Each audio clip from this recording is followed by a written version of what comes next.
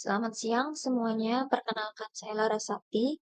Pada kesempatan kali ini saya akan mempresentasikan hasil analisis dari sebuah studi kasus yang berjudul PPP Financing Model in the Infrastructure Construction of the Park Integrating Artificial Intelligence Technology. Studi ini membahas bagaimana model pembiayaan Public-Private Partnership atau PPP diterapkan dalam pembangunan infrastruktur taman yang terintegrasi teknologi Artificial Intelligence atau AI, khususnya di negara yang berkembang tengah mendorong transformasi digital dan efisiensi tata kelola ruang publik.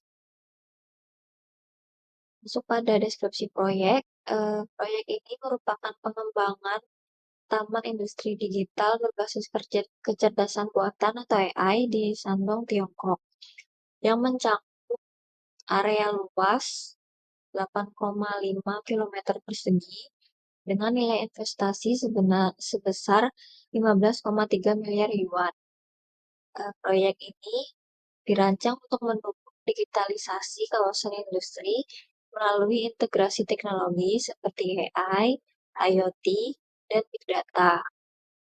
Pelaksanaan proyek dilakukan dalam skema kerjasama selama 25 tahun dengan masa konstruksi selama 5 tahun dan operasional selama 20 tahun. Pemerintah menggunakan pendekatan gabungan antara EPC untuk infrastruktur dasar dan PPP untuk fasilitas komersial seperti pusat budaya dan inkubator AI. Adapun tantangan yang dihadapi, yang pertama, kompleksitas perencanaan dan koordinasi antar subproyek. Banyaknya subproyek menimbulkan risiko konflik batas dan tumpang tindih pekerjaan. Yang kedua, keterbatasan kapasitas pembiayaan pemerintah. Nilai investasi tinggi sulit ditanggung sepenuhnya oleh anggaran daerah. Kemudian, tantangan yang dihadapi yang ketiga, ada potensi penyalahgunaan model PPP. Potensi PPP digunakan hanya sebagai alat pembiayaan tanpa analisis kelayakan fiskal. Kemudian yang keempat, ada kesenjangan kompetensi dan manajemen risiko. Keterbatasan kapasitas pemerintah dalam mengelola kontrak dan risiko jangka panjang. Kemudian ada yang kelima, integrasi teknologi canggih dan digitalisasi. Penerapan AI, IoT, dan Big Data memerlukan kesiapan infrastruktur digital dan SDM yang terampil. Kemudian yang keenam, ada risiko operasional dan pemeliharaan jangka panjang. Proyek memerlukan sistem manajemen kualitas dan performa yang berkelanjutan selama 20 tahun. Kemudian, tantangan yang dihadapi yang ketujuh, ada kepastian hukum dan tata kelola. Keperluan kontrak yang jelas, pengawasan yang transparan, serta perlindungan dari perubahan kebijakan. Kemudian, masuk pada opsi-opsi pembiayaan yang tersedia. Yang pertama ada Public-Private Partnership Model atau PPP, digunakan untuk infrastruktur komersial dan berorientasi layanan seperti inkubator AI dan pusat olahraga. Investor swasta bertanggung jawab atas pendanaan, pembangunan, dan operasional. Kemudian yang kedua ada investasi langsung pemerintah. Ini diterapkan untuk infrastruktur non-komersial seperti jalan dan taman yang tidak memiliki potensi pengembalian langsung. Pemerintah juga membiayai dan mengendalikan proyek itu sepenuhnya. Kemudian ada yang ketiga, gabungan antara PPP dan investasi pemerintah. Infrastruktur dibagi berdasarkan potensi ekonominya.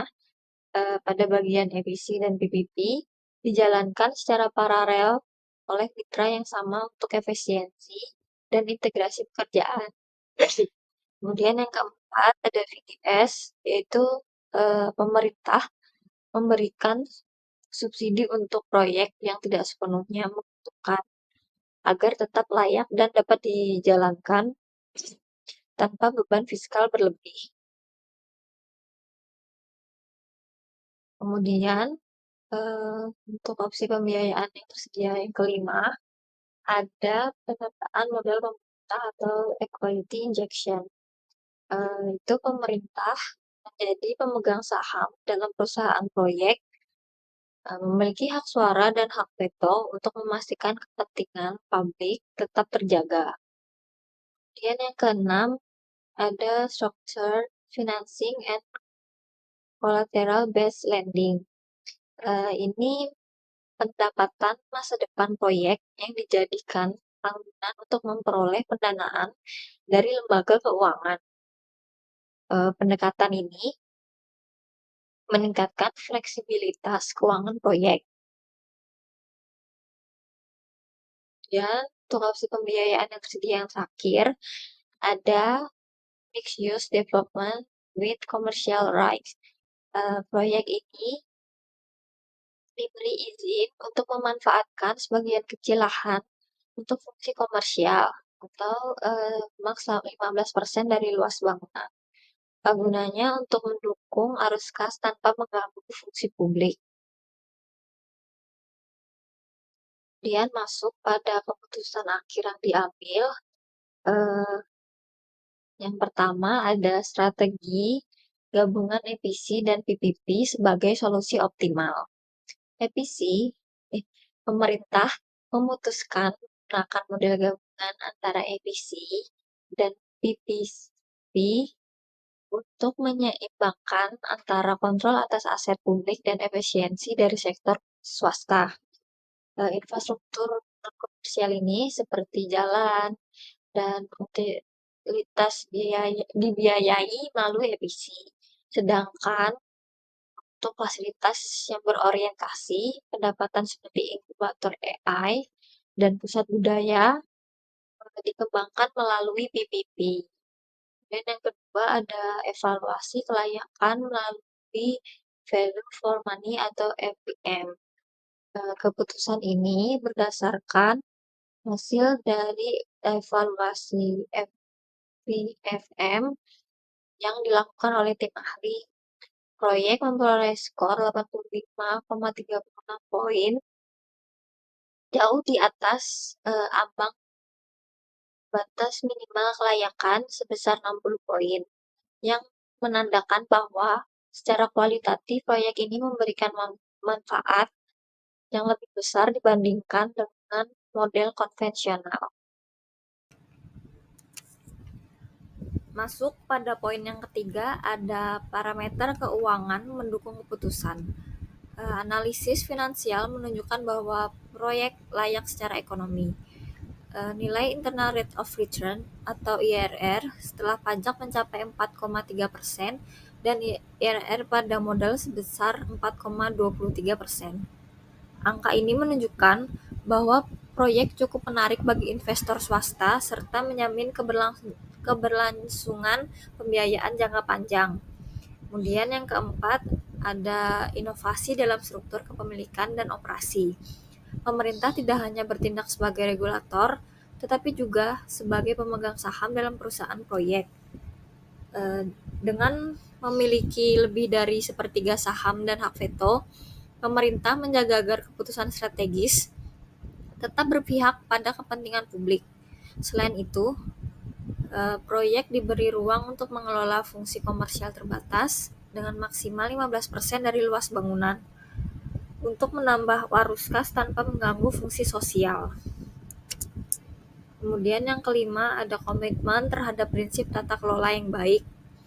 Seluruh proses pemilihan mitra dilakukan melalui mekanisme tender, terbuka dan transparan. Dengan penilaian berbasis teknis, komersial, dan harga, struktur pengelolaan proyek juga menjamin adanya sistem pengawasan, evaluasi kerja, serta transparansi dalam penggunaan dana publik dan swasta. Kemudian yang keenam, ada dampak dan relevansi strategis. Model pembiayaan dan pengelolaan ini tidak hanya efisien, dari sisi fiskal, tetapi juga menjadi referensi nasional untuk pembangunan kawasan industri berbasis digital. Proyek ini mendorong kolaborasi antara sektor publik dan swasta secara sehat, kemudian memperkuat ekosistem inovasi, menciptakan lapangan kerja berbasis teknologi, serta mendukung pertumbuhan ekonomi daerah secara keberlanjutan. Kemudian untuk sebagai penutup dari studi kasus ini, menunjukkan bahwa kolaborasi strategis antara sektor publik dan swasta melalui skema EPC dan PPP dapat menjadi solusi efektif untuk pembiayaan proyek infrastruktur berskala besar dan yang menggunakan teknologi tinggi. Dengan perencanaan yang matang, pengelolaan risiko yang terstruktur, dan komitmen pada tata kelola yang baik, proyek ini tidak hanya layak secara finansial, tetapi juga memberikan nilai sosial dan ekonomi yang besar bagi masyarakat. Harapannya model ini dapat direplikasi untuk proyek serupa di daerah lain, sehingga pembangunan tidak hanya menjadi tanggung jawab negara, tetapi juga hasil kerjasama antara keberlanjutan dan pemerintah dan badan usaha. Sekian dari presentasi ini. Terima kasih atas perhatiannya dan kesempatannya.